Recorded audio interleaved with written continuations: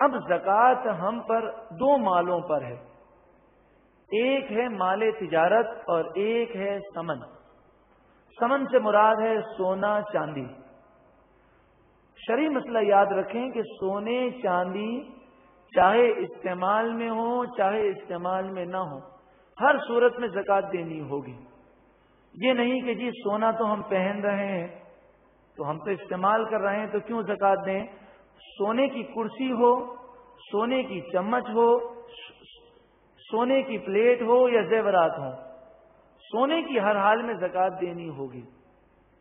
اسی طرح روپے پیسے، اس کی بھی زکوٰۃ دینی ہے۔ بانڈز ہیں تو ان کی زکوٰۃ دینی ہوگی۔ ملکی اور غیر ملکی کرنسیاں ہیں تو ان کی زکوٰۃ دینی ہوگی۔ اگر آپ نے بینک میں یا کسی ادارے میں اپنی رقم جمع کروائی ہے، چاہے اس کا شیئر لیا ہو چاہے اس کا سرٹیفکیٹ لیا ہو، تو جو رقم آپ کی ہے اس پر زکوٰۃ آپ کو دینا ہوگی۔ اور جہاں تک سود کا تعلق ہے وہ تو اس کا لینا ہی حرام ہے، اور اگر لے لیا تو بغیر ثواب کی نیت کے غریب کو دینا فرض ہے۔ تو سمن، سونا چاندی، روپے پیسے اور مال تجارت، اس پر زکوٰۃ ہوتی ہے۔ مال تجارت کی ڈیفینیشن یہ ہے جس چیز کو آپ نے اس نیت سے خریدا کہ اس کو بیچ کر نفع کمائیں گے، وہ مال تجارت ہے۔ مثلا کوئی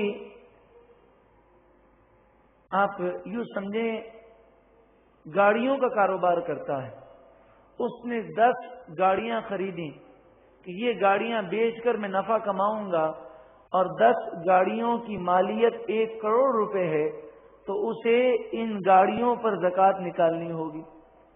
کسی کا فلیٹ کا کاروبار ہے، وہ انویسٹ کرتا ہے، فلیٹ خریدتا ہے، جب دام بڑھ جاتے ہیں تو بیچ کر نفع کما لیتا ہے۔ اب اس کے 10 فلیٹ ہیں اور اس کی مالیت 2 کروڑ روپے ہے، اور جب خریدا تھا تو اسی نیت سے خریدا تھا کہ دام بڑھیں گے تو بیچ کر نفع کمائیں گے، تو اب ان فلیٹوں پر بھی زکوٰۃ دینی ہوگی، یہ بھی مال تجارت ہے۔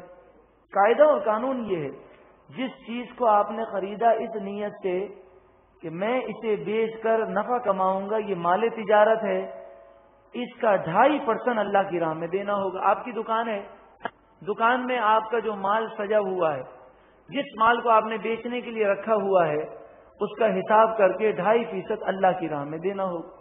لیکن دکان کا فرنیچر جو آپ نے بیچنے کے لیے نہیں رکھا، یہ تو بیٹھنے کے لیے ہے۔ اسی طرح دکان، اسے بیچنے کی نیت نہیں ہے، دکان تو اس لیے خریدی کہ اس پر بیٹھ کر کاروبار کروں گا، تو اب دکان پر زکوٰۃ نہیں ہوگی، فرنیچر پر زکوٰۃ نہیں ہوگی، لیکن دکان کے اندر جو مال ہوگا جسے خریدا بیچنے کی نیت سے ہے، اس پر زکوٰۃ دینی